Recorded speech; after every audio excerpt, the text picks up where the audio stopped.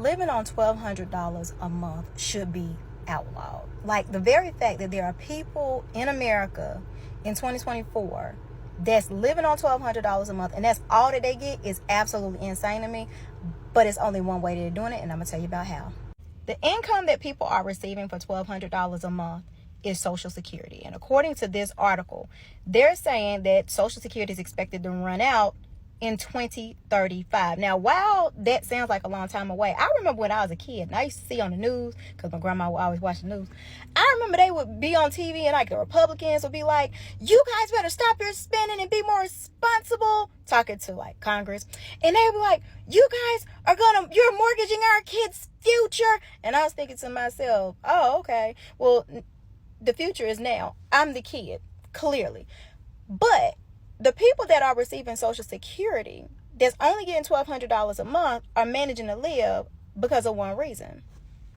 Now, I hate to state the obvious, but y'all, they're homeowners. And I know it's really cool right now to get on the internet and talk about, oh, well, it'll never be your house if you gotta have property taxes and you gotta pay insurance. It's ridiculous. Well, baby, let me tell you something. If I was making $1,200 a month, I would definitely be more comfortable spending $300 a month on property taxes than $2,000 or more on principal, interest, taxes, and insurance if I buy a house late in life and or rent. So America was built on this promise that if you work for so many years, you were supposed to end up getting three things when you retire: pension, 401k, and Social Security. Well, pension ain't really a thing no more. 401k is kind of hit or miss now. So then that leaves Social Security, which goes back to the $1,200 a month that I was talking about. Now, I don't know if y'all know how much Social Security is, but that's really seriously a real number. It's hardly ever $2,000 a month. But the other part of that was, one, you're supposed to have a paid off house.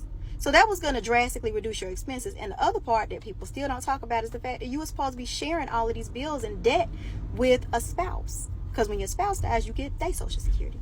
So anyway, I say all of that to say, what is your plan? And when I say what is your plan, I say so very seriously, because I get it. When you 25, 30, you might not see it. But when you hit 41 and you don't own no house, 51, you don't own no house, 61 and you don't own a house. Like, how are you going to seriously afford your life if you can't even scrape up money for a down payment? How does Social Security run out with $50 billion going to different countries all the time? Some people get 800. The choices you make when you're younger will determine what your life will be when you retire. I'm 50, and my plan next year is to move to Thailand permanently, where I can live life and not struggle. Facts. When you don't have to worry about a roof over your head, it frees up a lot of money. Just paid my house off last year. My mom only gets $1,000 a month. Thank God she owns her house. We need to prepare for our future so we don't depend on that money. My biggest regret in life is not buying a house. We need to look to going overseas as a retirement option. All right, here's the newest info from April 2024 of where interest rates are going in the future for 30-year fixed mortgages. And yes, this is updated with all the inflation data, everything that's just come out this April. So we have the predictions from Fannie Mae, the Mortgage Bankers Association, and Wells Fargo, all their economists, all the people looking at all the data, the recent data, and all of them definitively see rates coming down. Now, they are going to be higher for longer. We've heard that from the Fed. That seems to be the trend. Inflation is sticky. But by the end of 2024, we're low sixes. And going into 2025, we could be mid fives or just 6 flat. And to be completely honest with you, 6% flat probably will be the new standard. I would take it because with everything we've learned over the last few years, permanent rate buy downs, a 6% flat rate, a VA buyer can be getting 4.75 easily. With just a little bit of help from the seller on buy downs, which is easy to negotiate in this environment. Not to mention, if we get this down to 3% again, prices will go nuts. There is no question about it because we don't have enough housing. And that's spreading to more than just California now. Things are getting expensive in a lot of other states too. Simply put, because of supply and demand. Like I said, not enough housing. So if you're waiting to refinance, it might be a little bit longer than expected. But the whole 9-10% interest rates, sure, it's always a possibility, but it's not on a lot of people's radar with what we know now. Hope that helps. Have a good weekend. Hit that follow. Y'all be dreaming it'll be 7s for the rest of the year, and maybe 6s next year, but I doubt it. That inflation keep growing. You will not see a cut rate this year. Weird. I thought I saw that same chart a year ago, but with 2023 as the labels, we will see 10% rates before we see 5% rates. Save this comment. Not a chance. We'll see the Fed raise rates, and there will not be any rate cuts this year. We're going to 8% before the end of the year. Housing is about to drop hard. At least 50% off coming within the next few years. Inflation is not coming down till next summer. They can't stop it. More people would sell if rates go down, causing a larger supply of homes on the market, though. If inflation rises again, I highly doubt this forecast will be accurate. About as accurate as the Fed. When they come down, things will get crazy again. Cannot wait buying everything I can. Here's how my first home purchase ruined me financially. So last summer, I bought my first house. It's this really cute little sort of ranch style from the 1940s. It's in central North Carolina in the perfect location. I fell in love with it like instantly. Now, this house needed a ton of work. It hadn't been updated in decades. It needed a lot of cosmetic work and updates. So I kind of had an idea of what I was getting into. I did everything I was supposed to. I saved up all my money. I did a down payment assistance program so that I could have more money in my pocket for renovations. And I bought a house that's a lot cheaper so I could live below my means and put more money into the house. Here's where things went wrong. So first, the seller didn't disclose like anything. Second, my inspector completely failed me. Like 80% of the house ended up being dry rot and water damage that he didn't mention. There was an entire bedroom where every single joist underneath was either termite damaged or completely rotten. There was a tree growing in my foundation up through my attic and a hole in my attic because there's just no sheathing. All of the electrical in the house is faulty, was just done poorly. The entire house is a fire hazard, basically. And my roof has a dead valley in it. So all the water just sits there and has nowhere to go except into my house. So instead of being able to put all my money towards the renovations and making the house really what I wanted it to be, I have spent all of the money, all my savings, all my retirement accounts have had to go towards making the house livable and insurable. I've had to take out 3 different personal loans. My HVAC and furnace completely went out. Like the first week I moved in, I had to spend $25,000 to replace all the electrical, ductwork, all the systems there.